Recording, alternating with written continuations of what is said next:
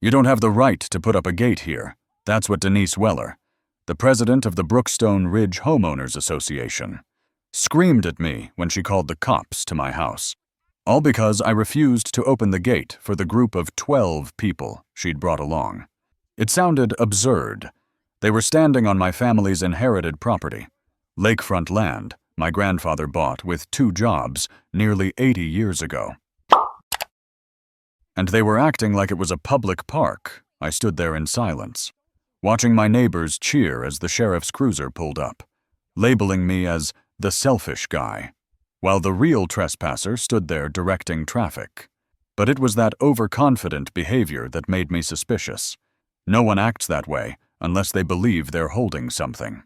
And when I opened up the land records that night, everything in this story, and the woman named Denise Weller herself, completely flipped. The morning had started quietly. It was a Saturday in early June, the kind of morning where the air smells like cut grass and the lake sits flat as glass. I'd just finished installing the lock gate at the entrance to the fishing lake, a simple steel frame with a padlock. Nothing fancy. The deed from 1947 was clear. My grandfather, Thomas Cain, had purchased this 12-acre parcel, including the 2-acre spring-fed lake, with money he'd earned working double shifts at the Ford plant and building furniture at night. It had been in our family ever since. I'd grown up fishing here. My father had taught me to bait a hook on that same wooden dock. When he passed 3 years ago, the property came to me. I paid the taxes. I maintained the shoreline. It was mine, plain and simple. But Denise Weller didn't see it that way. She showed up around 10 a.m. with her entourage, a mix of neighbors I recognized and a few faces I didn't. She marched right up to the gate, her voice sharp and certain. "Mr. Cain, you need to open this gate immediately. This lake is part of the Brookstone Ridge Common Recreational Area. You're blocking public access." I pulled out the photocopy of the original deed I'd brought with me, the one with my grandfather's signature and the county seal. "This land is private property, Ms. Weller. It's been in my family since 1947. There's no public easement, no transfer to the HOA, nothing." She didn't even look at the paper. Instead, she reached into her leather folio and pulled out a large rolled document. "This," she said, unrolling it with a theatrical flourish, "is the HOA plat map, recorded in 2003. It clearly shows the lake as a common area. It's notarized. It's legal." I felt a cold prickle at the back of my neck. The map she held up did show the lake, but the boundaries were different, shifted somehow. Before I could respond, she was already on her phone, calling the sheriff's office. "Yes, I need an officer at Lakeview Road. A resident is obstructing access to community property." Within minutes, Deputy Miller arrived, a tired-looking man in his 40s who clearly didn't want to be there. I showed him my deed. Denise showed him her map. He looked at both, then at us, then sighed. "This is a civil matter. Folks, I can't make a property determination. If you've got conflicting documents, you'll need to work it out in court or at the county office. Just don't destroy any property in the meantime." Denise's smile was cold. "Fine. The HOA will hold an emergency meeting next week. Mr. Cain, you'll be required to remove this gate." The neighbors murmured their approval, some shaking their heads at me like I was the problem. After everyone left, I stood by the gate for a long time, staring out at the water. The lake was calm, but something in my gut wasn't. That map, the notary seal, the timing of her call to the sheriff, it all felt rehearsed. I thought about what my grandfather used to tell me when I was maybe 10 years old. Land wasn't just property. It was a legacy. It was proof that you'd been here, that you'd built something. I wasn't going to let someone take that with a rolled-up piece of paper and a loud voice. That evening, I sat at my kitchen table with a stack of files. The deed, tax records dating back to 1950, surveys from the 70s and 90s. Everything was consistent. The boundaries were clear. The lake was ours. But that plat map kept nagging at me.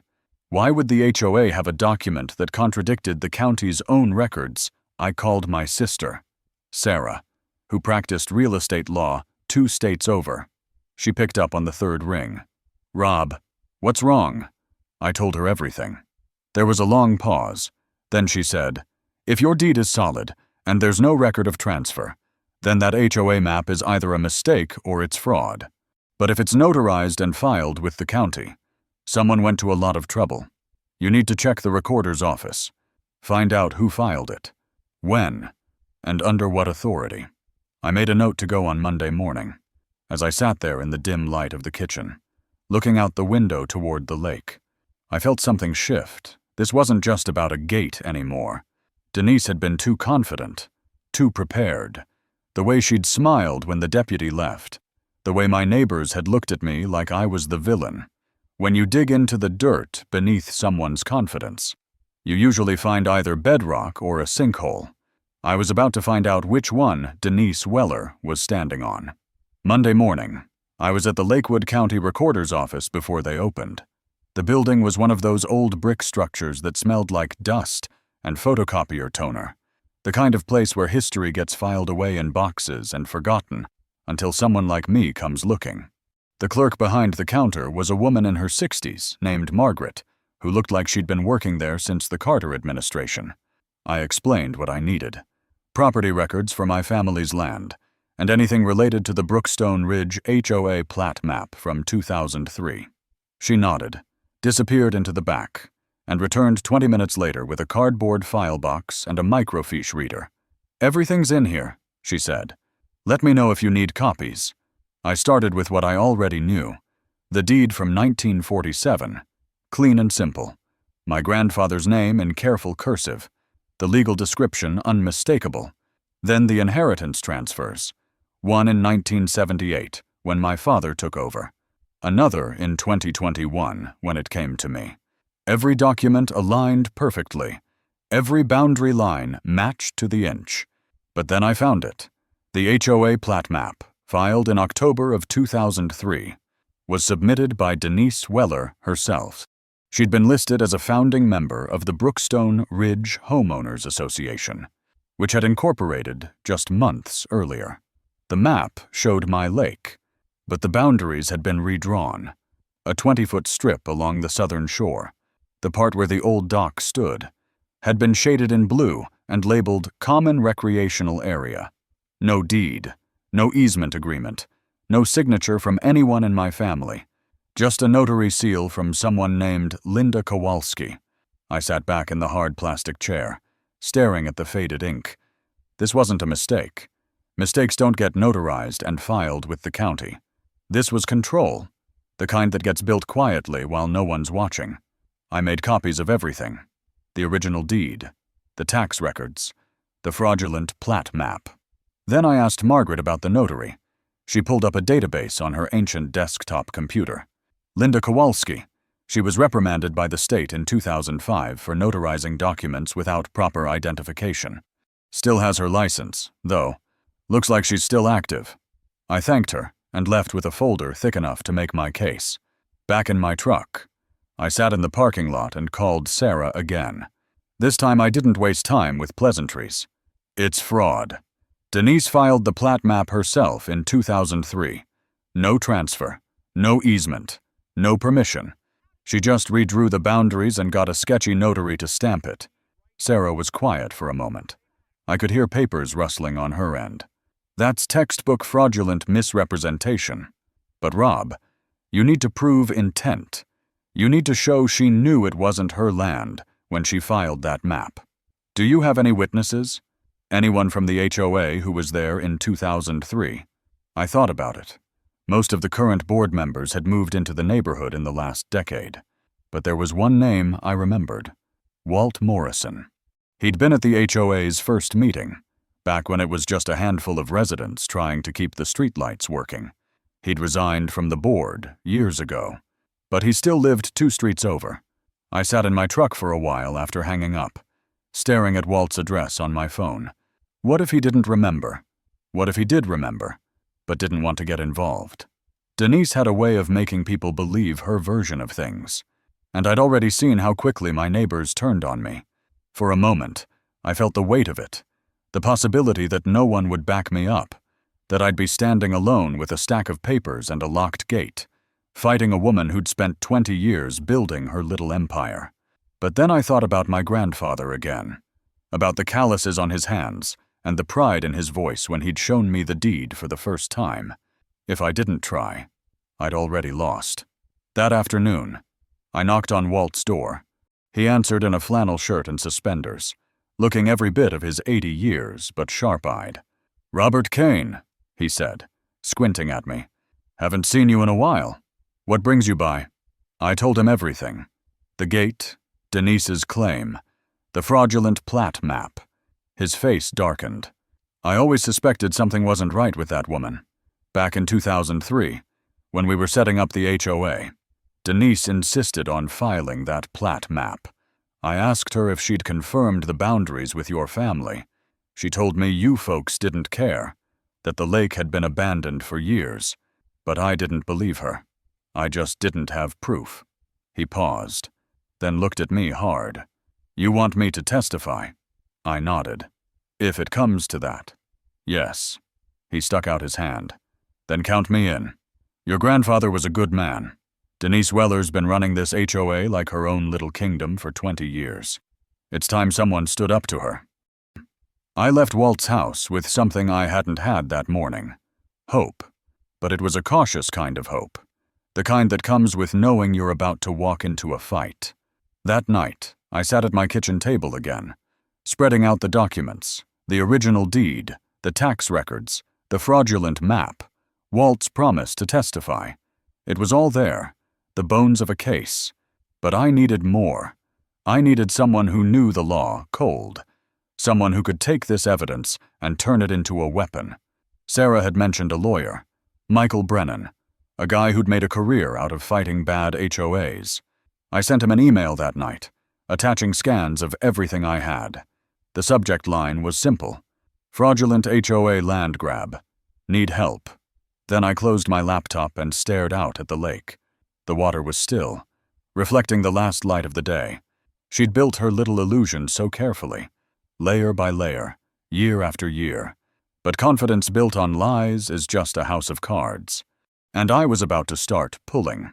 Michael Brennan called me back on Tuesday morning. His voice was gravelly, the kind that came from too many courtroom arguments and not enough sleep. "Mr. Cain, I read through everything you sent. This is one of the cleaner fraud cases I've seen in a while. The question is, do you want to fight it?" I didn't hesitate. "Yes." There was a pause, then a low chuckle. "Good. Come to my office on Thursday at 2 p.m. Bring every document you have, and I mean everything. Tax bills, surveys, photos of the property, anything that proves continuous ownership. We're going to bury her in paper." I hung up, feeling something I hadn't felt in days. Momentum. But momentum has a way of attracting resistance. That same afternoon, I got an email from the HOA mailing list. The subject line read, "Notice of Emergency HOA Meeting, Obstruction of Common Property." I opened it and felt my jaw tighten. Denise had written it herself, and she wasn't subtle. "A resident has unlawfully erected a gate blocking access to our community lake, a recreational area clearly designated in our HOA covenant. This is unacceptable. We will address this violation at an emergency meeting on June 15th at 7 p.m. All residents are encouraged to attend and protect our shared rights." The replies started flooding in within minutes. People I'd never spoken to, neighbors I'd waved at in passing. All of them suddenly experts on property law. This is ridiculous. Who does he think he is? The lake has always been open to everyone. I closed my laptop before I said something I'd regret. Sarah called that evening. "Rob, I did some digging on Denise Weller. You need to hear this." I put her on speaker and sat down. In 2002, a year before the HOA was formed, there was a proposal to develop a private fishing club on the east side of Brookstone Ridge. It never happened because the developer couldn't secure lake access. Guess who was listed as a consulting partner on the LLC paperwork? I felt my stomach drop. Denise. Sarah's voice was tight. Exactly. The company was called Lakeview Leisure Partners. It dissolved in 2004. Right after that manufactured plat map was filed. I think she tried to create access to your lake through paper manipulation when she couldn't buy it outright. I leaned back in my chair, staring at the ceiling. So this was never about the HOA. It was about money. Sarah exhaled. Always is. I'm sending you the LLC documents now. Show them to Brennan. I spent the next 2 days pulling together everything I could find. Decades of property tax receipts. Everyone paid on time.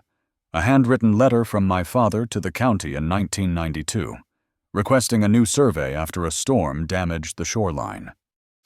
And buried at the bottom of an old shoebox, a photograph of my grandfather standing by the dock in the 1960s, his hand resting on a wooden post he'd built himself. He was smiling, proud, holding up a base he'd caught that morning. Looking at that photo, I realized this wasn't just about property lines anymore. It was about whether the past could be rewritten by someone with a notary stamp and enough nerve. Every piece of evidence I gathered said it couldn't, but as Thursday approached, I felt something shift inside me. Doubt, not about the facts. Those were solid, but about what came next. Taking this public meant standing in front of a room full of people who already saw me as the problem. It meant accusing Denise Weller, a woman who'd spent 20 years building trust in this community, of deliberate deception. What if they didn't believe me? What if Michael's strategy backfired and I ended up more isolated than before? I sat in my truck outside Brennan's office for a full 10 minutes, gripping the steering wheel, before I finally forced myself to go inside. If I didn't confront this now, Denise's version would become the truth, and I couldn't let that happen. Michael met me at the door, a man in his mid-50s with silver hair and sharp eyes. He led me to a conference room where he'd already spread out copies of the documents I'd sent him. "Sit," he said, gesturing to a chair. "Let's talk strategy." For the next 2 hours, we went through everything. He asked questions I hadn't thought to ask. Why did Denise file the plat map in October of 2003 specifically? Had there been any contact between the HOA and my family before that? Were there any easement requests on file? I thought about the timeline. October 2003. That's when the county does property assessments for the next year. If she filed right before the assessment window closed, it would have looked legitimate on paper before anyone checked. Michael's eyes sharpened, and by the time anyone noticed, the HOA covenant was already ratified. Smart, ugly, but smart. Finally, he sat back and looked at me. Here's what we're dealing with. Denise Weller created a forged boundary claim to manufacture public access. She did it to benefit a failed business venture, and when that venture collapsed, she kept the illusion going, probably because admitting the truth would have exposed her. The notary, Linda Kowalski, either didn't do her due diligence or was complicit. Either way, that document is void. It was never legal. He tapped the table. But here's the thing, Rob. Proving this in court takes time. Months, maybe a year. The HOA meeting is next week. If you want to stop this before it turns into a public circus, we need to go on offense now. I leaned forward. What do you have in mind? Michael's smile was thin. We let her talk. We let her stand up in front of that room full of people and repeat her version. And then we show them the truth. All of it. The altered map. The failed LLC. Walt's testimony. We make it so public, so undeniable, that the web comes undone right in front of them. I felt a chill run through me. Not from fear, but from certainty. When do we start? He closed his notebook. We already have. The attacks started on Wednesday morning, 3 days before the HOA meeting. I woke up to find my phone buzzing with notifications from the neighborhood discussion board, a platform I'd barely looked at in years. Denise had posted overnight, and the post had already been shared dozens of times. The headline alone made my chest tighten. Resident blocks community lake access, claims private ownership despite HOA covenant. Below it was a photo of my gate, padlocked and imposing. taken from an angle that made it look like a prison fence. Her words were careful, calculated to sound reasonable while painting me as the villain. For over 20 years, this lake has been a treasured part of our community. Families have fished here, and children have learned to skip stones on its shore. Now, one individual has decided that none of that matters. He's erected a barrier and refuses to acknowledge our legally recorded covenant. This isn't about property rights. It's about one person's refusal to be part of a community. The comments came fast and furious. People I'd never met felt entitled to judge me based on a photograph and Denise's spin. Selfish. Entitled. Who does he think he is? A few tried to be measured, asking if there was another side to the story, but they were drowned out by the wave of outrage.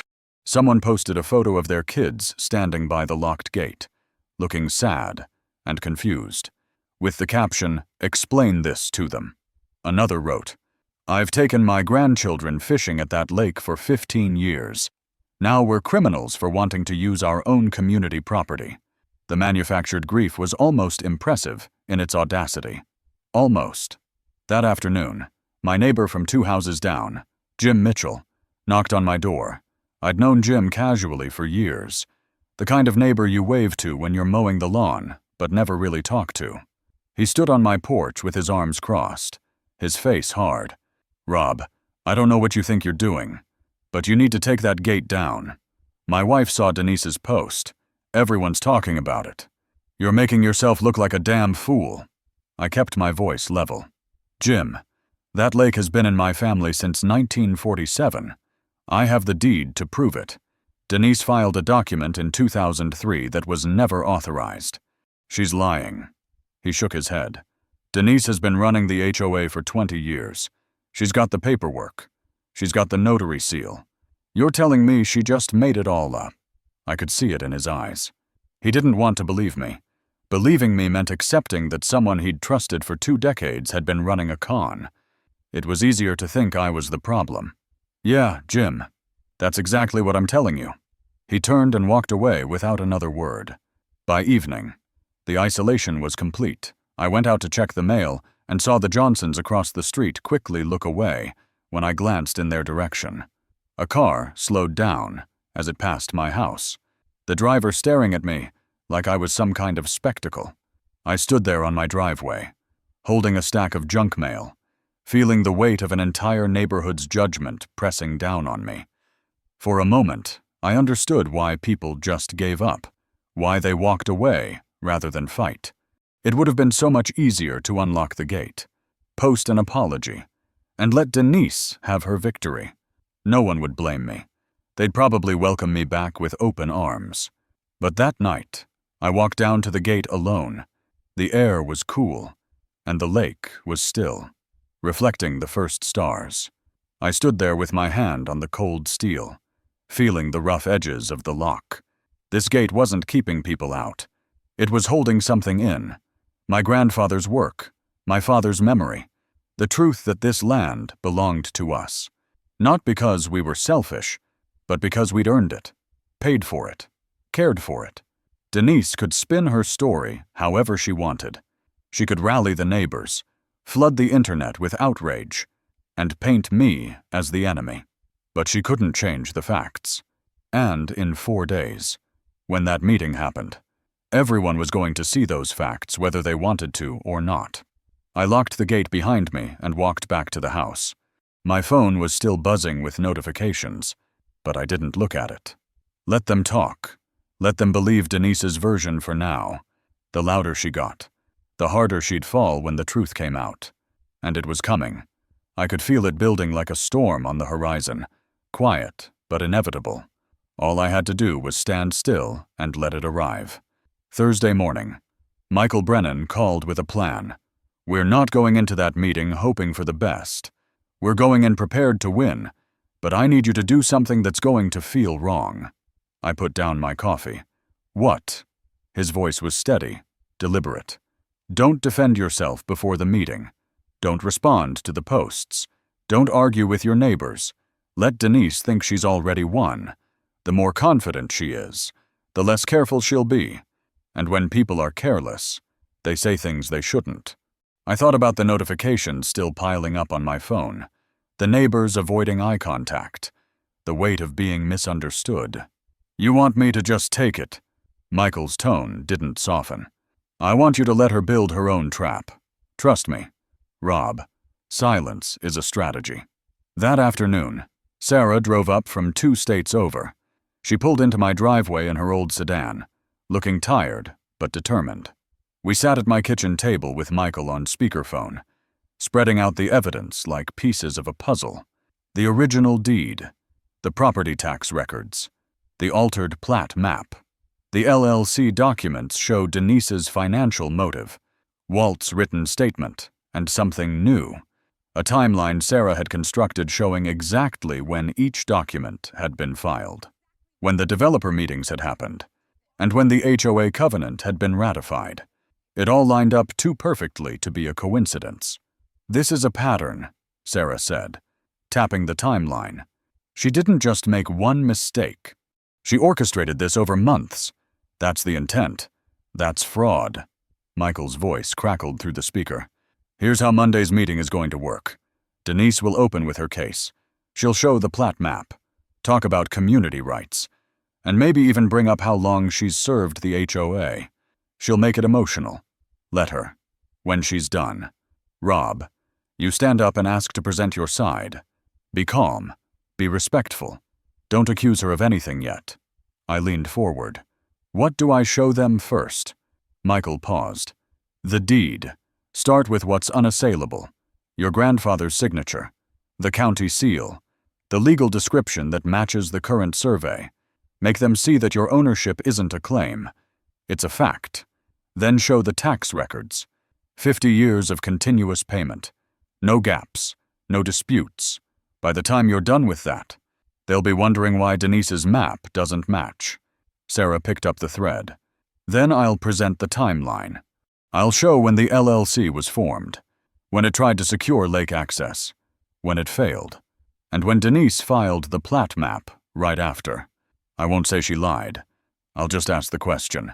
Why would someone file a boundary map that contradicts county records without contacting the property owner? Michael's voice came back, sharp. And that's when Walt stands up. He's the credibility bomb. Former HOA member. No axe to grind. Just an old man who remembers asking Denise if she'd confirmed the boundaries, and her saying the Cain family didn't care. That's when her story starts to crack. We went over it again and again, refining the sequence, anticipating objections. What if Denise interrupted, let her? It would make her look desperate. What if someone in the crowd defended her, acknowledged them politely, then returned to the facts? What if the HOA president tried to shut down the presentation? Michael would step in, cite parliamentary procedure, and threaten legal action if they refused to hear evidence in a dispute they'd called a meeting about. Every angle covered. Every contingency is planned. By the time we finished, it was dark outside, and my kitchen table looked like a war room. Sarah left late that evening, but not before gripping my shoulder. You're doing the right thing, Rob, even if it doesn't feel like it right now. I walked her to her car, the neighborhood silent except for the distant hum of cicadas. After she drove off, I stood in my driveway for a long time, looking at the houses around me. The lights were on in the windows. Families were having dinner, watching television, living their lives. And in 4 days, I was going to stand in front of 100 of them and call their HOA president a liar, not with anger, not with accusations, just with documents and dates, and questions they couldn't ignore. I went back inside and looked at the evidence one more time. The photograph of my grandfather by the dock caught my eye again. His smile genuine, his pride obvious. He'd built something here, not just a dock or a legacy, but proof that honesty could survive if you protected it. I picked up the photo and set it on top of the stack. That's what I'd bring to the meeting. Not as evidence, but as a reminder. This wasn't about winning an argument. It was about defending something that mattered. And on Monday night, the truth was going to have its day. Monday night came faster than I expected. The community center was packed by 6:45. Every folding chair occupied, people lining the walls. I counted over 100 faces, some curious, most already convinced I was the problem. Denise stood at the front near a projector screen, composed and confident, wearing a navy blazer that made her look official. She was talking quietly with 2 other board members, occasionally glancing toward the door like she was waiting for someone. When I walked in with Michael and Sarah, her eyes locked on me for just a second. Her smile didn't waver, but something flickered behind it. Surprise, maybe, or concern that I'd brought a lawyer. We took seats in the back row. Michael set his briefcase on the floor, calm and unhurried. Sarah had a leather folder on her lap. Walt Morrison sat 3 rows ahead, his hands folded, his expression unreadable. The room buzzed with conversation, neighbors whispering, glancing back at me. I kept my face neutral, my hands steady. Inside, my heart was hammering. Denise called the meeting to order at 7 sharp. Thank you all for coming. Tonight we're addressing a serious matter.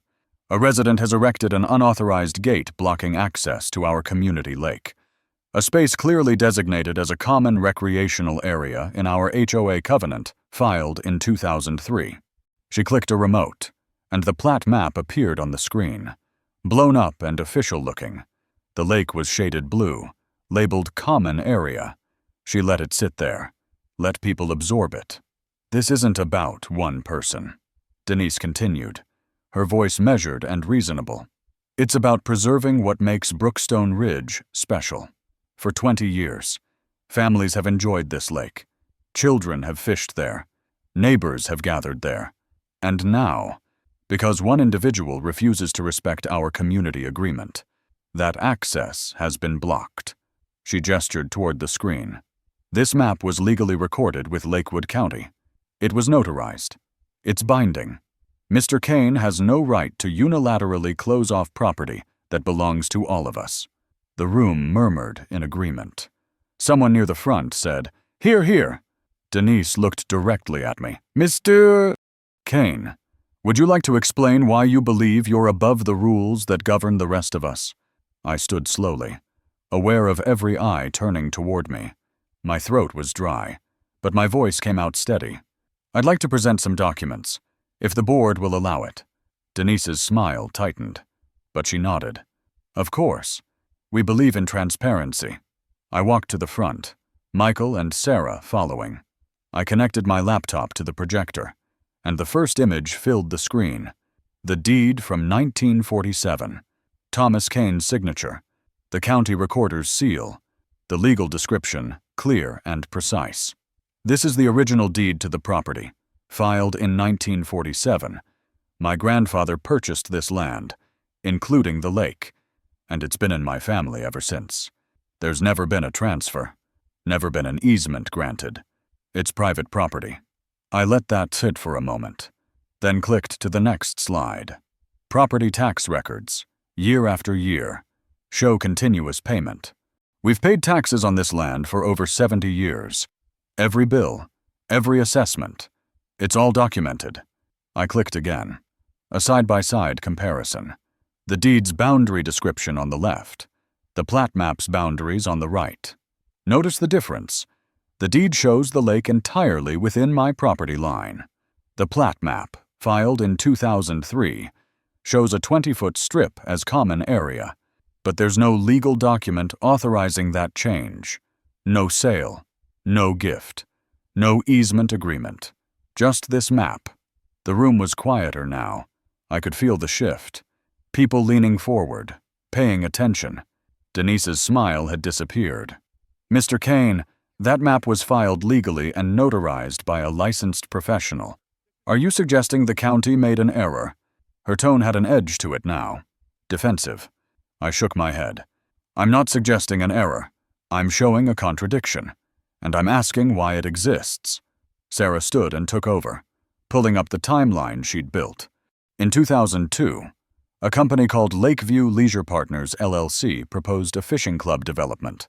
It needed lake access. It couldn't secure it. The company dissolved in 2004, but in 2003, Right in the middle of that timeline, this plat map was filed. She paused. Denise Weller was listed as a consulting partner in that LLC. The room erupted. People were talking over each other, turning to look at Denise, whose face had gone pale. "That has nothing to do with this," she said sharply. "That was a separate business matter." Sarah's voice stayed calm. "Then why file a boundary map that benefits a failed business venture without contacting the actual property owner?" Walt Morrison stood up, slow and deliberate. The room fell silent. "I was there in 2003 when the HOA was formed. I asked Denise directly if she'd confirmed the lake boundaries with the Cain family. She told me they didn't care, that the property had been abandoned." He looked at Denise. "But she never contacted them, did she?" Denise's composure cracked. "Walt, you're misremembering. It was 20 years ago." Walt's voice didn't rise, but it cut through the room. "I'm 80 years old. Denise, my knees are shot and my hearing's going, but my memory's just fine." The murmurs started again, louder this time. Someone called out, "Did you lie to us?" Another voice, angrier, "Is this even legal?" Michael stood, his presence commanding immediate attention. "I'm Michael Brennan, Mr. Cain's attorney. What you've just seen is evidence of fraudulent misrepresentation and slander of title. The plat map filed in 2003 is void. It was created without authority and filed without the property owner's knowledge or consent. If the HOA does not immediately retract its claims and issue a public apology, we will file suit in Lakewood County Court." Denise tried to respond, but her voice faltered. "I was acting in the community's interest." Michael's eyes were cold. "You were acting in your own." The room exploded with voices, people standing, demanding answers. Denise looked around, searching for support that wasn't coming. Her carefully built narrative was unraveling in real time, thread by thread, and everyone was watching it happen. The meeting ended in chaos. Denise left through a side door before anyone could corner her, her face tight and pale. The board members who remained looked shell-shocked, unsure what to say or do. People crowded around me, some apologizing, others asking questions I was too drained to answer fully. Jim Mitchell, the neighbor who'd confronted me days earlier, stood at a distance, arms crossed, looking at the floor. He didn't apologize, but he didn't need to. The look on his face said enough. By Wednesday, the HOA had called an emergency vote. Denise Weller was removed as president by a margin of 38-4. The interim board issued a public statement on the neighborhood platform, short and direct.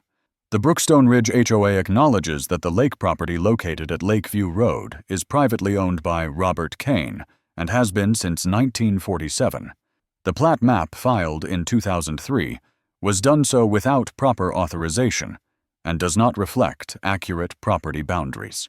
We apologize to Mr. Cain for any harm caused and are working with county officials to correct the record. It wasn't flowery, but it was public, and it was permanent. Michael didn't waste time.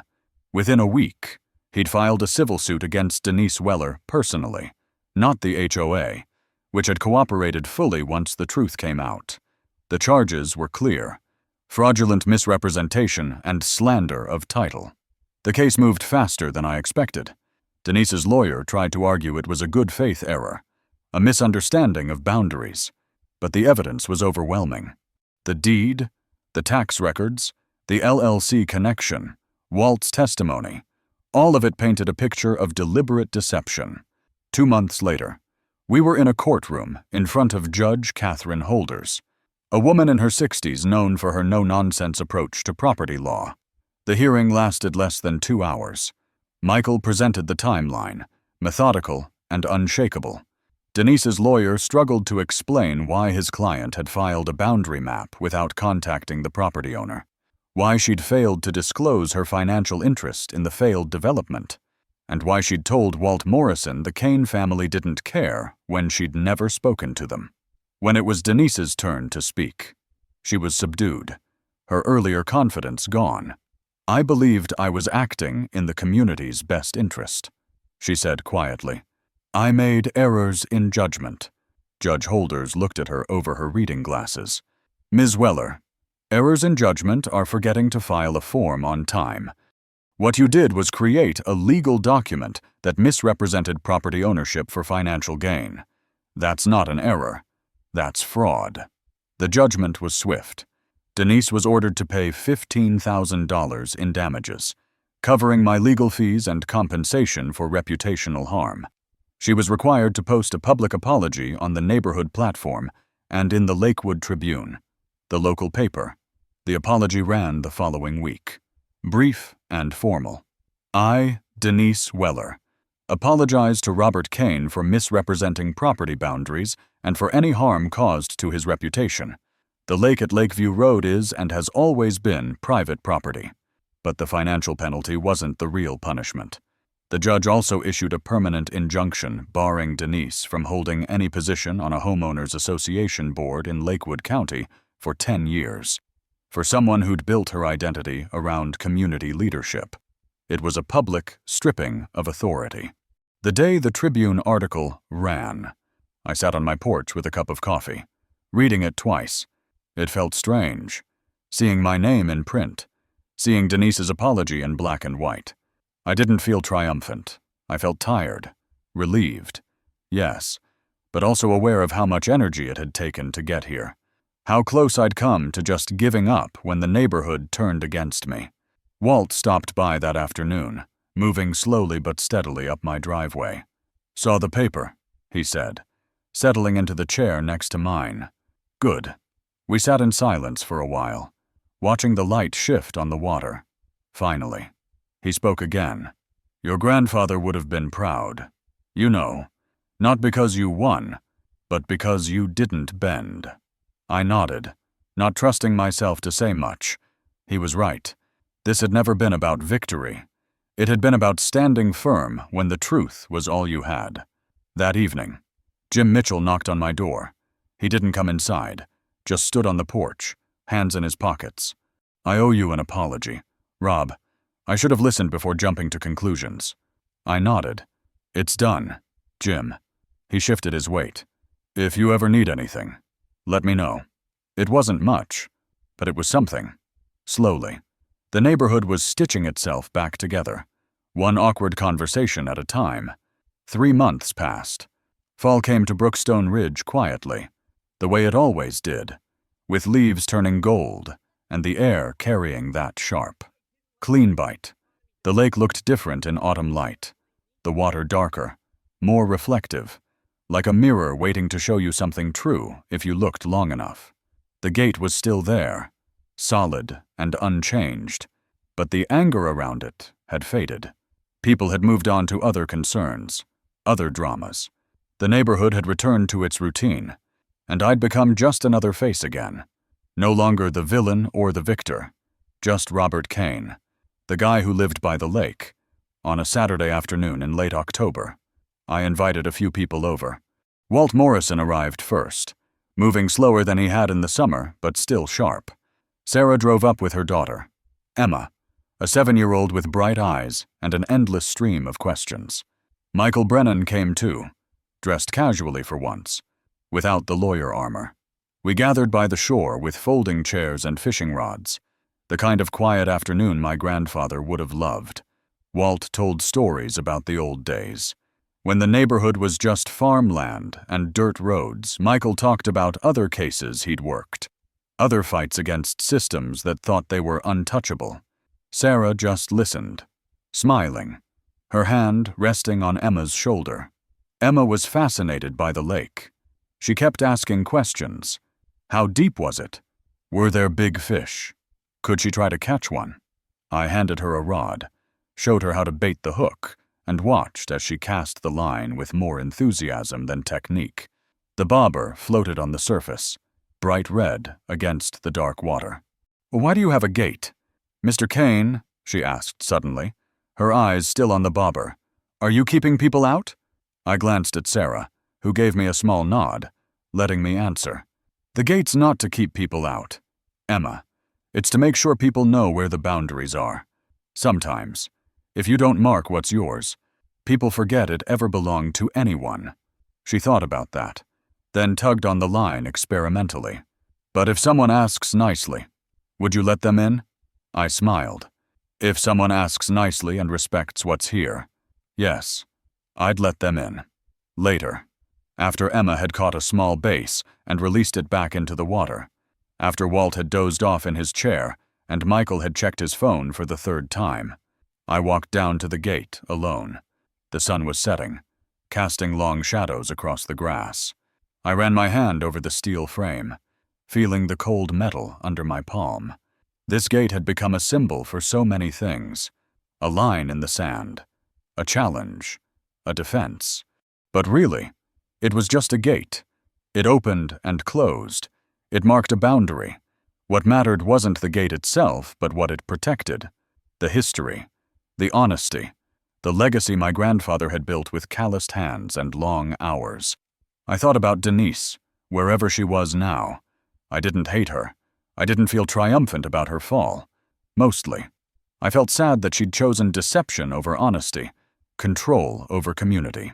She'd had 20 years to do things right, to ask instead of take, to lead with integrity instead of manipulation, and she'd thrown it all away for a piece of property that was never hers to claim. The truth had a way of surfacing eventually, no matter how deep you tried to bury it. She'd learned that the hard way. I walked back to the others and sat down. Emma was showing Sarah a smooth stone she'd found, turning it over in her small hands like it was a treasure. Walt had woken up and was watching the sun dip below the tree line, his expression peaceful. Michael was packing up his tackle box, moving with the ease of someone who'd found a rare moment of rest. This was what the fight had been about.